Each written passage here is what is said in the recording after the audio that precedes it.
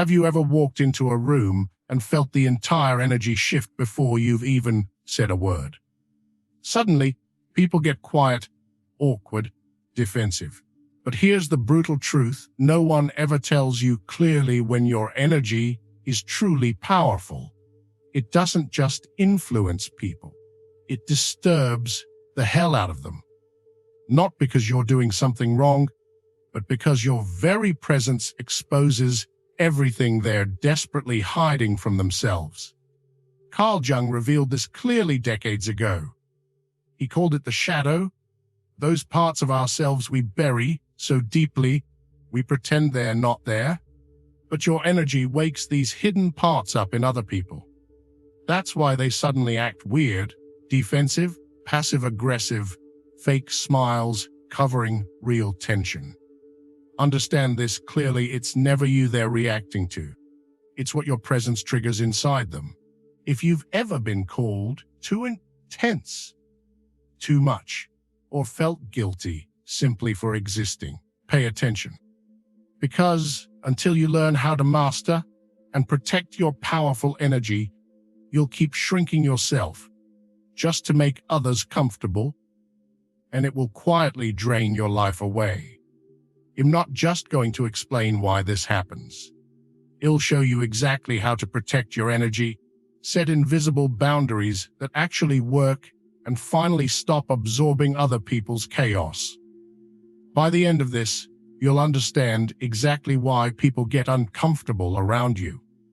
And more importantly, you'll know clearly how to stop diminishing yourself to soothe their insecurities.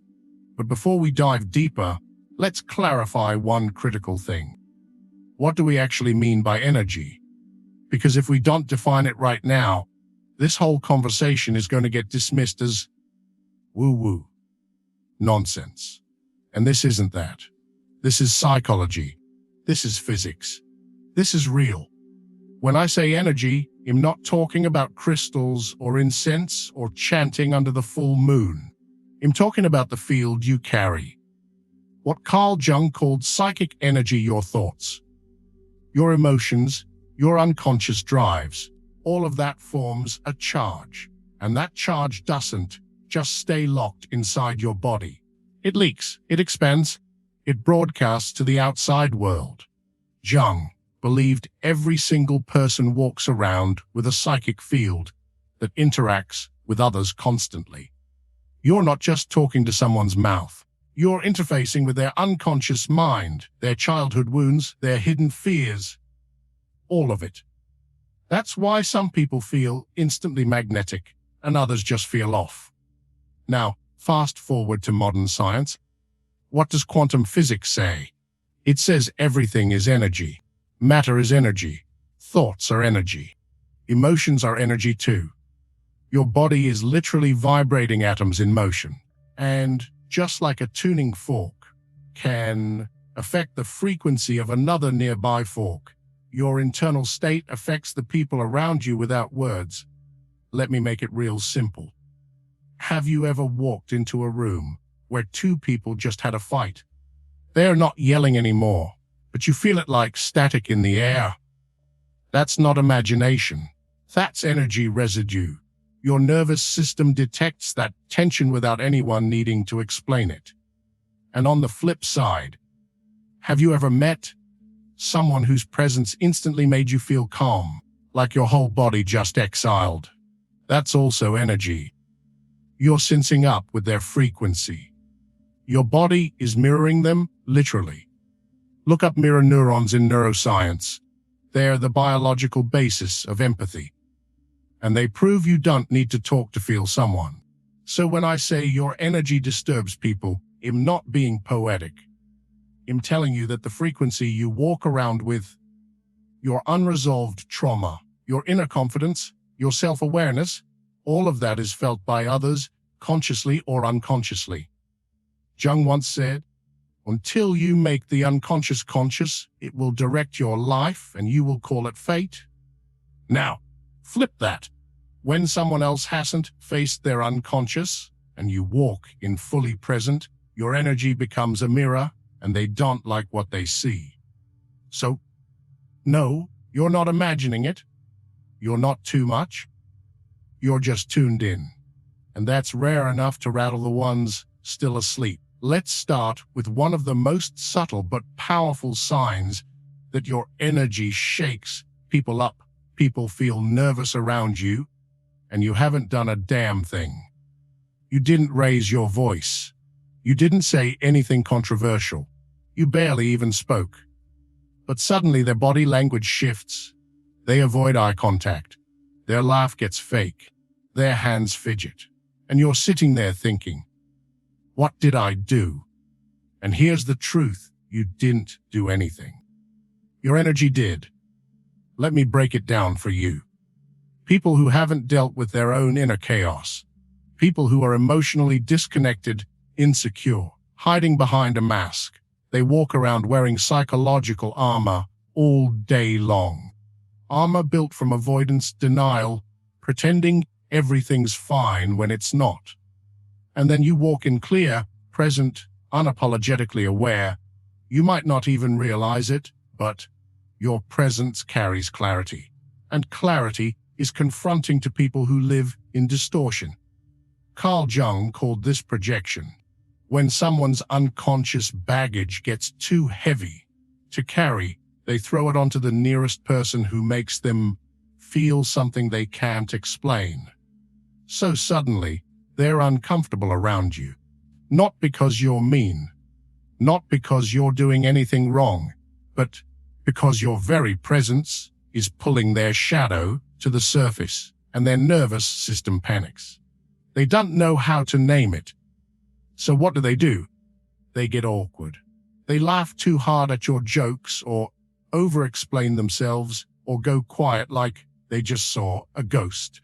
And you're sitting there thinking, am I being too intense? No, you're just holding a frequency they're not used to. Let me give you a simple metaphor. Imagine someone's been sitting in a pitch-dark room for years. Then you walk in and flip on a light. What happens? They squint. They flinch. They might even yell, turn it off. Not because light is bad, but because they've gotten comfortable in the dark. That's you. You are the light.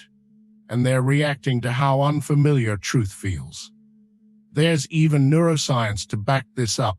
Your nervous system is wired to pick up microsignals, nonverbal cues, posture shifts, tone fluctuations.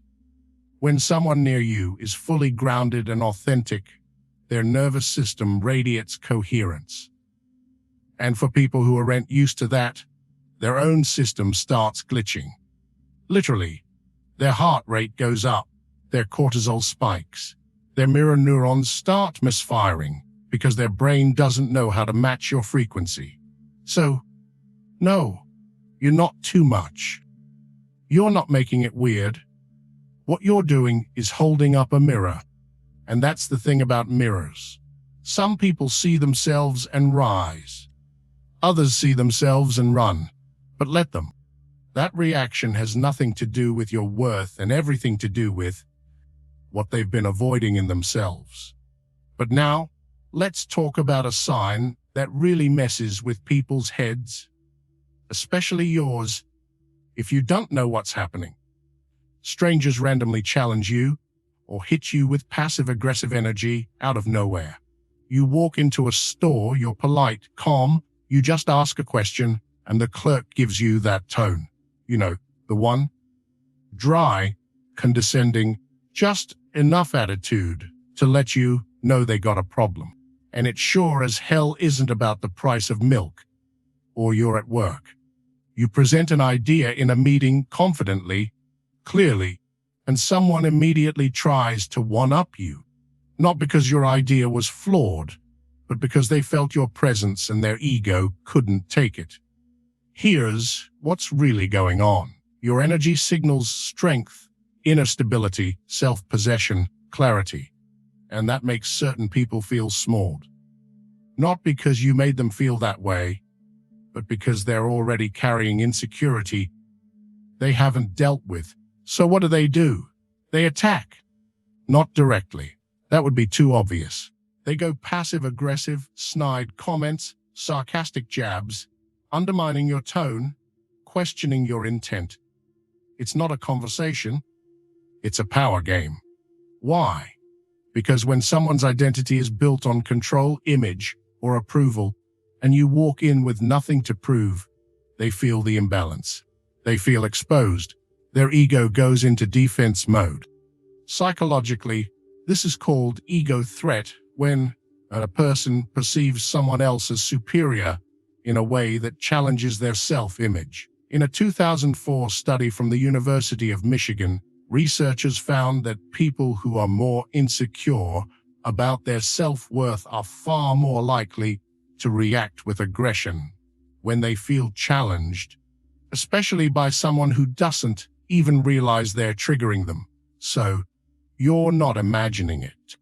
That weird tension from the waiter, the snarky comment from the coworker, the random dude trying to flex on you in a gym. It's not random, it's ego defense. Because deep down, your grounded energy feels like a threat to someone who's still performing. Let me give you a metaphor. Imagine two people standing in front of a mirror. One has spent years building themselves up externally, looks, titles, followers, reputation. But inside, they're still unsure, still looking for validation. The other person, you, shows up with presence, quiet confidence. You don't chase approval because you own who you are. Now, put both those people in front of the mirror. Who do you think's going to feel exposed? That's why they come for you. Not because you're arrogant, but because your existence challenges their illusion of control. And when someone hasn't built real self-worth, they respond by trying to pull you down to the level where they feel safe again. But here's the secret: don't bite. Don't get pulled into the game, because that's what they want, to equalize the energy by provoking a reaction. Hold your center. Keep your energy clean. Their challenge isn't an invitation. It's a test, and the most powerful response. No response at all. You didn't come to play power games. You came to live in truth. Let their ego wrestle with itself. You keep rising. Sign 3: people are either magnetized or repelled. There's no in between. Let me tell you something you've probably felt your entire life, but maybe couldn't explain. People either feel insanely drawn to you, or they can't stand being around you. There is no middle ground. They either open up to you within 5 minutes, like you're their long-lost soul guide, or they avoid you, criticize you, or ghost you fast. Sound familiar? Here's why. Your energy doesn't just sit in the background like wallpaper. It demands alignment. People feel it deeply, even if they can't articulate it. And here's the kicker: your energy unconsciously forces people to choose. It's like your presence flips an internal switch in them. Do I want to face myself right now? If the answer is yes, they lean in fast. They open up, trust you, feel safe with you. Not because you're being overly nice or performative, but because your frequency feels like home to the part of them that's been starved of truth. But if the answer is no, they bail. They get judgmental or quiet or cold because something about you makes them feel seen, and that terrifies them. Here is the psychological mechanism behind this emotional resonance. We naturally sync with the emotional frequency of the people around us. This is hardwired, mirror neurons again. But when someone has unresolved trauma or is living a lie, and you show up aligned and fully present, their system can't sync with yours. There's a clash. They don't hate you. They hate how they feel around you, because your energy highlights the dissonance they're trying to hide. Think of it like tuning forks. When two forks are in the same key, they start vibrating together. That's connection. But if one fork is out of tune, it starts to vibrate chaotically or not at all. That's energetic repulsion. It's not personal, it's resonance. So, when people are drawn to you like they've known you forever, trust that they're responding to your frequency with their truth. And when people reject you, distance themselves, or act weird without cause, don't internalize that either. They're not rejecting you. They're rejecting the part of themselves that your energy is trying to wake up.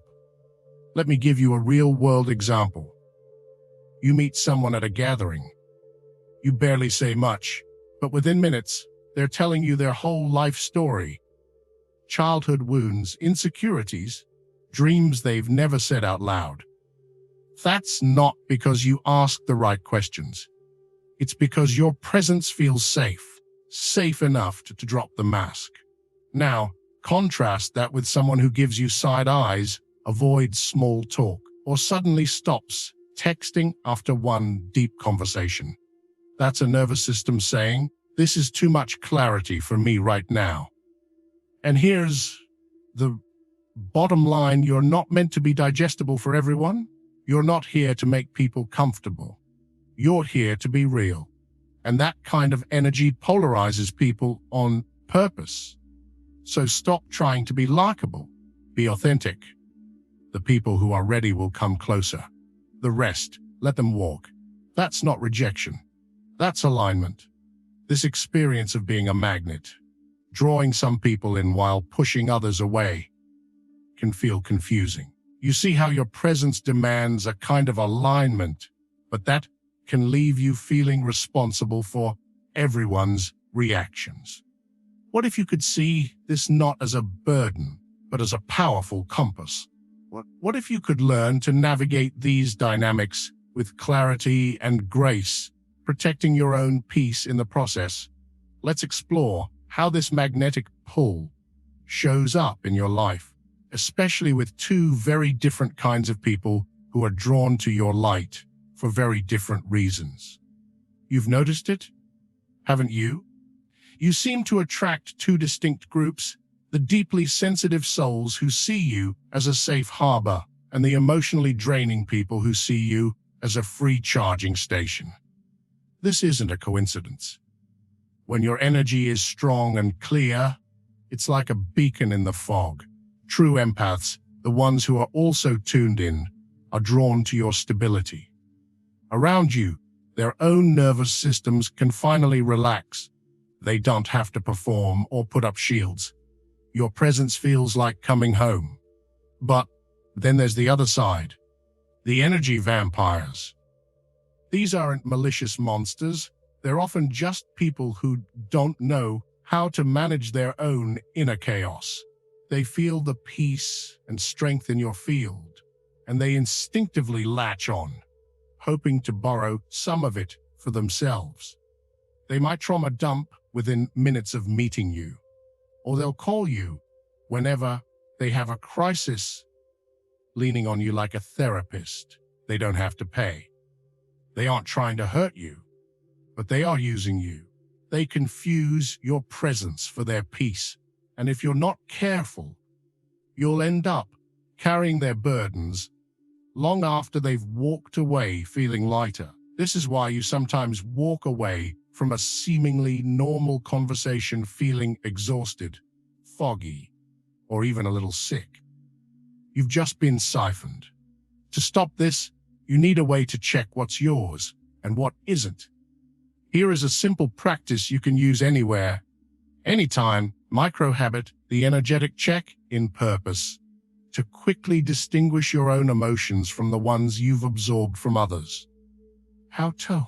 The moment you feel a sudden, unexplained shift in your mood, so like a wave of sadness or anxiety, pause.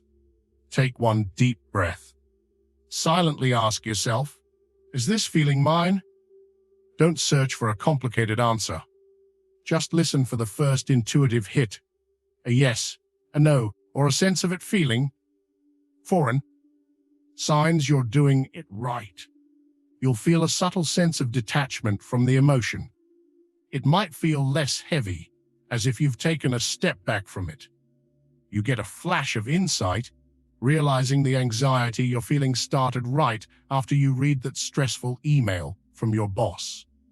Common pitfalls: overthinking the question and trying to logically prove whose feeling it is. Or feeling guilty for having absorbed it in the first place. This isn't about blame, it's just about awareness. Tie back. This practice helps you understand why you feel so drained after certain interactions, preventing you from shrinking yourself down in the future just to avoid that energetic hangover. Have you ever noticed how your energy affects more than just people? Think about it. You walk past a nervous dog, and it stops pulling on its leash to look at you, maybe even wagging its tail. A friend's shy cat, who supposedly hides from everyone, comes and curls up on your lap. Children, too. They don't have the same social filters as adults. They can't be fooled by a fake smile or a confident title. They feel your core. They sense safety, calm, and truth. That's why a crying toddler might quiet down when you're near, or a child will tell you their secrets without hesitation. This isn't magic, it's resonance. Animals and kids don't operate on logic, they operate on vibration. They are pure instinct. When they are drawn to you, it's the ultimate validation that your energy is clean and trustworthy. They are reflecting your inner state back to you, confirming that the calm and presence you've cultivated is real. So, the next time a pet or a child gravitates toward you, take a moment to receive it. Let it be a quiet reminder that you are a safe space in a chaotic world. It's proof that your energy, the very thing that sometimes makes adults uncomfortable, is a gift to the innocent and the pure of heart. Just as your energy attracts the genuine, it powerfully repels the fake. This is a sign you can feel in your own body. You walk into a party where everyone is performing, laughing too loudly, making shallow small talk, and it feels like you can't breathe. It's not that you're antisocial. Your system is literally rejecting the frequency of inauthenticity. And here's the fascinating part, it's mutual. People who live behind a mask feel deeply uncomfortable around you. You don't have to call them out or say anything profound. Your quiet, grounded presence is enough to make their carefully constructed persona feel flimsy. Your authenticity acts like a spotlight, and it illuminates the gap between who they are and who they're pretending to be. This is why some people might suddenly get defensive, try to subtly mock you, or just avoid you altogether. You haven't done anything to them. You've simply shown up as yourself, and that is a threat to anyone living a lie. When this happens, you don't need to soften your truth or try to fit in. You need a way to hold your ground without getting pulled into the drama. Micro-habit. The conscious disengagement purpose: to protect your energy in inauthentic environments without becoming cold or creating conflict. Up to, when you're in a conversation that feels fake or draining, shift from participating to observing. Instead of forcing a smile or adding to the chatter, get quiet. Offer neutral, brief responses like, "I hear you," or "That's one way to look at it." If possible, take a small step back or turn your body slightly away. This sends a subtle, energetic signal that you are not available for this exchange. Signs you're doing it right. You feel your own energy stabilize. The internal agitation or pressure to play along dissolves. You remain calm and centered, even if the energy around you is chaotic. Common pitfalls: feeling guilty or worrying that you're being rude. Remember, you are not obligated to match an energy that feels untrue to you. This is about honoring your own system. Tie back. This is your shield for those moments when you've been called too intense, simply because your presence doesn't align with the superficial games being played.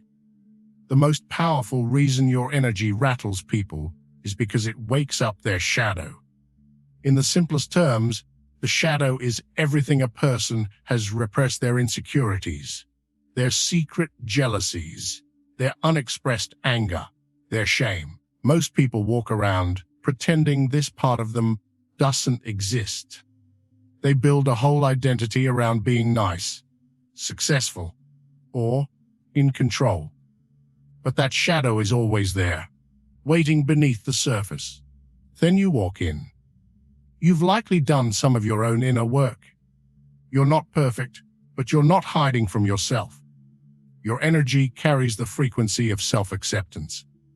When your integrated energy meets their repressed energy, it acts like a tuning fork that vibrates at the exact frequency of their hidden pain. Suddenly, they feel it. Their insecurity, their envy, their anger, it all starts stirring. But because they've spent a lifetime denying it, they can't possibly admit this person's confidence is highlighting my own lack of self-worth. Instead, their mind performs a neat trick called projection. They take that uncomfortable feeling and throw it onto you. Suddenly, you're the problem. You're arrogant. You're intimidating. You think you're better than everyone. They are literally describing their own shadow, but seeing it on your face. What reflection do you think people are most afraid to see when they look at you? This isn't your fault. It's a defense mechanism. You are simply the mirror they weren't ready to look into. Understanding this is the key to your freedom because it allows you to stop taking their reactions personally. Micro-habit. The Depersonalization Shield purpose: to stop internalizing the negative projections of others and remain emotionally centered. How to? The moment you feel the sting of an unfair judgment or a passive-aggressive comment, take a silent, internal step back. In your mind, say, "This is their shadow, not my reflection." You can also visualize their words as arrows that fly past you, unable to land because they were never meant for you. Signs you're doing it right. Instead of feeling hurt, defensive, or angry, you feel a sense of neutrality or even compassion. You can see their reaction for what it is: a reflection of their own inner struggle. Common pitfall: using this technique to become dismissive of all feedback, including constructive criticism. This is a tool for deflecting unconscious projections, not for building an impenetrable ego. Tie back. This is your anchor when strangers or coworkers challenge you out of nowhere. It reminds you that their attack is a power game fueled by their insecurity, not a valid assessment of your worth. If you don't learn to protect this powerful energy of yours, the cost is immense. It's not just about feeling tired. It's a slow, creeping erosion of your soul. You start to doubt your own intuition. You find yourself saying yes when your whole body is screaming no, just to keep the peace. You wake up with a vague anxiety you can't trace. You feel responsible for everyone's happiness. Over time, the line between your energy and theirs blurs until you can't tell where you end and they begin. This is burnout on a spiritual level. It's the deep fatigue that no amount of sleep can cure, because it's your life force that's being drained. Think of your energy like the battery on your phone. If you let every single app run in the background, constantly syncing and updating, your battery will be dead by noon. You are not a public utility. You cannot be the power source for everyone around you and still have enough light for your own path. Protecting your energy isn't selfish. It's the most responsible thing you can do. It's what allows you to show up in the world with clarity, strength, and purpose, instead of as a depleted shell of who you were meant to be. So, how do we build these protections without building walls? It starts with small, conscious choices. Micro-habit, the 10-second grounding core purpose, to anchor your energy and create a stable foundation before entering a potentially draining environment or conversation. How to, right before you walk into a meeting, answer a difficult call or greet a family member whose energy is challenging, take 10 seconds. Stand or sit with your feet flat on the floor. Close your eyes and imagine a thick, glowing cord of light extending from the base of your spine or the soles of your feet, going deep into the center of the earth. Inhale and feel a sense of calm, stable earth energy rising up into your body. Exhale and feel any anxiety or tension flowing down the cord and into the earth to be neutralized. Signs you're doing it right. You feel more present and solid in your body. Your breathing deepens. You feel less likely to be swayed or rattled by what's about to happen. Common pitfalls rushing through it or feeling like it's too woo-woo to work. Your nervous system responds to focused intention. Commit to the feeling of being anchored, even for just a few seconds. Tie back. This simple act is what stops you from automatically shrinking yourself to make others comfortable. It gives you the stability to hold your own space. One of the most powerful ways to set a boundary is with your words, or lack thereof. We've been conditioned to believe that no is a harsh word that requires a soft landing of excuses and apologies. It's time to unlearn that. Your no is a complete sentence. It doesn't need a defense.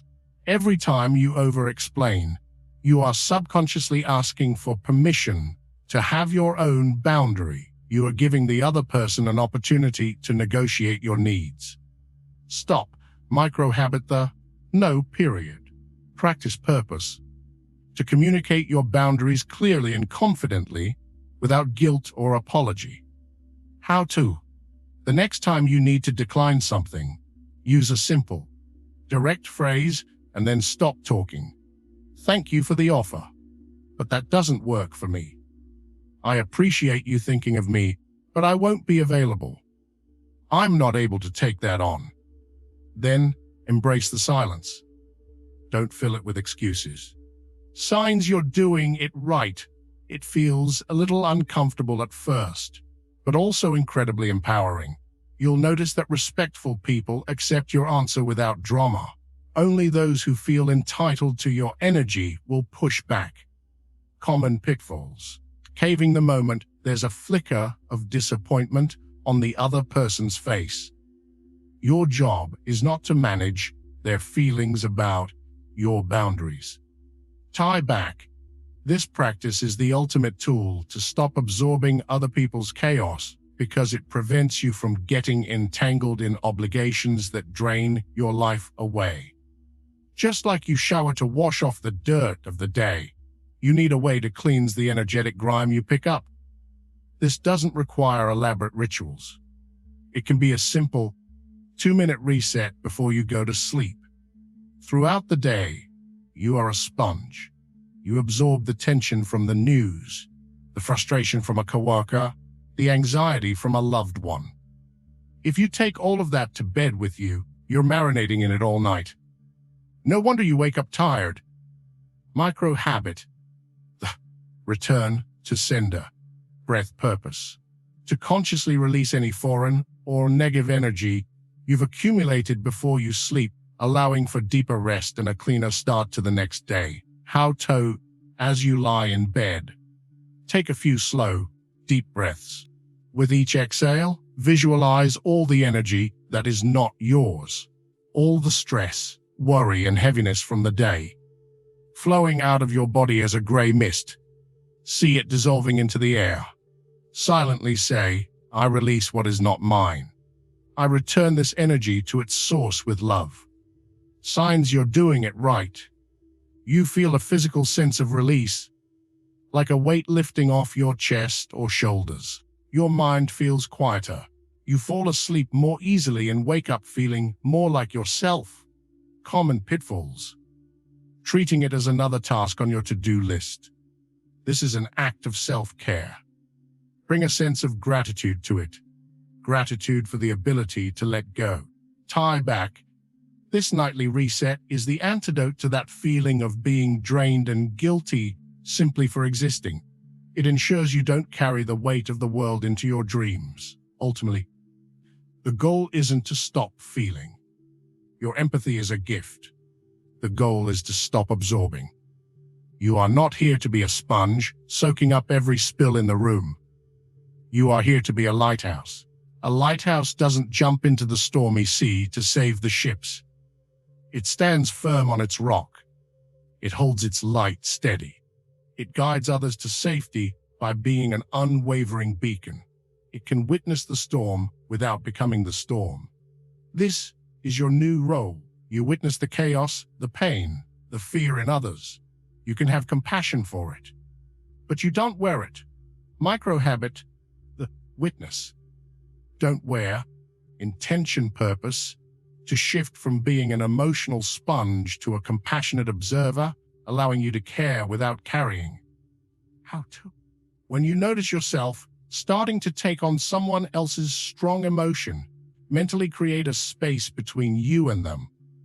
Silently say to yourself, I am witnessing their anger, instead of feeling yourself becoming angry. Or, I can see their sadness, instead of letting their sadness flood your system. This simple act of labeling the emotion as theirs keeps you in the observer's seat. Signs you're doing it right. You can offer support and empathy from a place of calm strength, rather than getting swept away. You walk away from the interaction feeling compassionate but not depleted. Common pitfalls, fearing that this emotional distance makes you a cold or uncaring person. The opposite is true. You can offer far more effective support when you aren't drowning alongside them. Tie back. This is the master skill that stops you from thinking you did something wrong when people get defensive or weird around you. You see their reaction as their weather, not a reflection of your worth. If you have this kind of energy, you weren't given it by accident. You weren't given this deep sensitivity just to suffer in a loud world. You were given it to change the world. Your past may have been painful. Many people with this presence have endured trauma. That's because the pressure is what forged you. It taught you to read rooms, to sense what was left unsaid, to feel the truth beneath the surface. What began as a survival mechanism has now become your superpower. You are here to disrupt patterns. You are the one who breaks the generational silence in your family. You are the one who speaks the uncomfortable truth in a meeting. You are not here to maintain the status quo. You are here to bring light to the shadows. This is your purpose. It is not a curse to feel so much. It is a calling. Your energy is not too much. It is exactly what is needed. Stop apologizing for it. Stop shrinking it. It is time to fully own it, protect it, and wield it with love and wisdom. You are the lighthouse. The payoff, the two core principles we've explored are simple but life-changing. First, your energy is your most sacred resource, and its protection is your non-negotiable responsibility. Second, a boundary is not a wall to keep others out. It is the loving act of defining where you begin so you can offer your best self to the world without losing yourself in the process. True power isn't about influencing others.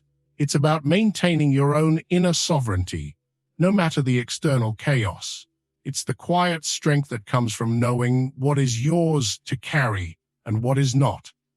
For the next 7 days, I invite you to try one tiny practice. Each day, before one single interaction that you suspect might be draining. A phone call, a meeting, a family dinner. Take 10 seconds to practice the grounding chord. That's it. Just once a day. Notice the shift. This isn't about perfection. It's about presence. It's the first step in reclaiming your energy and owning your light.